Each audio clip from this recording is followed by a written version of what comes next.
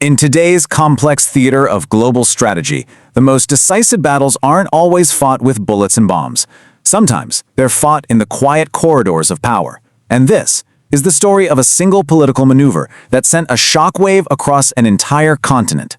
90 billion euros, an aid package for Ukraine, the single largest financial commitment proposed by the European Union to date, and it was stopped dead in its tracks, not by an army, but by a single word: veto.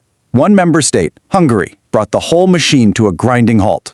Now make no mistake, this wasn't some quiet procedural disagreement. Hungary deployed a double veto, a 1-2 punch that blocked not only the financial aid, but also the EU's 20th sanctions package against Russia. It created a shattered front in what was supposed to be a unified European response.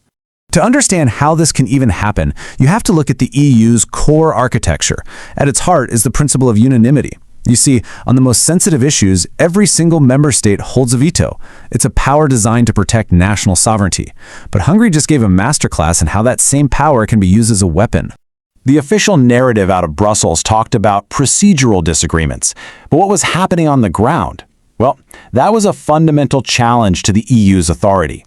Hungary's defiance wasn't just quiet opposition, it was public, it was explicit, and it was aimed right at the heart of European solidarity. So to understand this move, we've got to trace it back to its source. And the immediate trigger for this veto, it wasn't a debate in a parliament building. It was a standoff over a critical piece of infrastructure. A Soviet-era oil pipeline, a strategic lifeline that snakes its way from Russia deep into Europe. They call it the Druzhba pipeline. In Russian, Druzhba means friendship. An ironic name, considering its history. Built back in the 1960s, its entire purpose was to bind the Eastern Bloc to Moscow with a river of black gold. For countries like Hungary, it's a legacy of a past they fought to escape, a dependency that's now a flashpoint in a new conflict. And for Hungary, let me be clear, this is not a theoretical problem. 65%, that's how much of their oil flows through this single pipeline. Their refineries, their industries, their entire economic stability, it's all structurally dependent on this one source of Russian crude. The conflict boiled over when Ukraine suspended the transit of that oil. Now, from Kyiv's point of view, it's simple. Allowing that oil to flow means money in the bank for the very war machine attacking their country. But from Budapest's perspective, it was seen as a direct assault on their national energy security, a move that threatened to turn the lights off. Okay, so that covers the what. Now we need to dig into the why.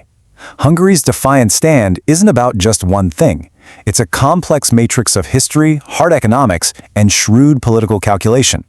To really get it, you have to understand the historical echoes that are shaping their strategy today. Then came a truly extraordinary accusation from the Hungarian foreign minister, Péter Szijjártó. He claimed that this wasn't just a dispute. He said that Kyiv and the European Commission were actively colluding, that they were engineering an energy crisis specifically to destabilize his government. Hungary also started asking some very uncomfortable questions about the endgame. They pointed to these staggering financial projections. An estimated $155 billion just for Ukraine's army maintenance for a single year. From that perspective, the question became, what is the long-term, sustainable strategy here? So when you break it all down, our intelligence analysis points to 4 core drivers. First, there's a deep, historical resistance to any outside pressure, something they learned under Moscow that they now apply to Brussels. Second is the cold, hard reality of their energy dependency. Third, it's a political calculation. Defying an EU plays well back home. And fourth, a genuine strategic belief that the entire sanctions policy against Russia simply hasn't worked. This single act of defiance has done more than just block a payment. It has opened up visible cracks in the very foundation of European unity.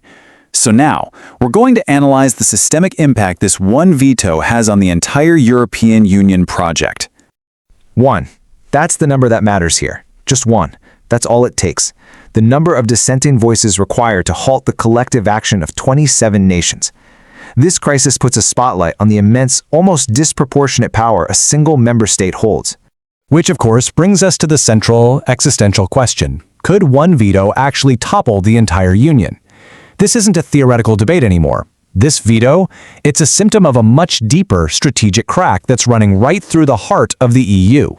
And what's so critical to understand is that this public break, it absolutely shatters the carefully constructed story of unbreakable Western solidarity.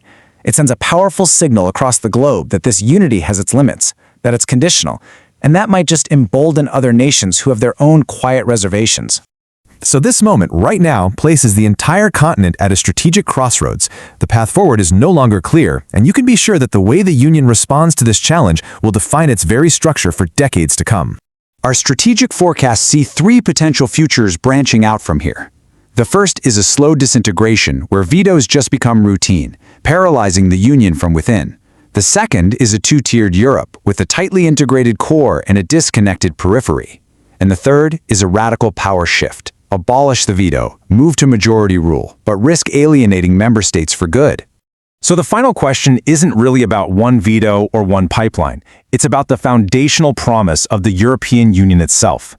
Can a union that was built on the bedrock principle of unity actually survive this level of division?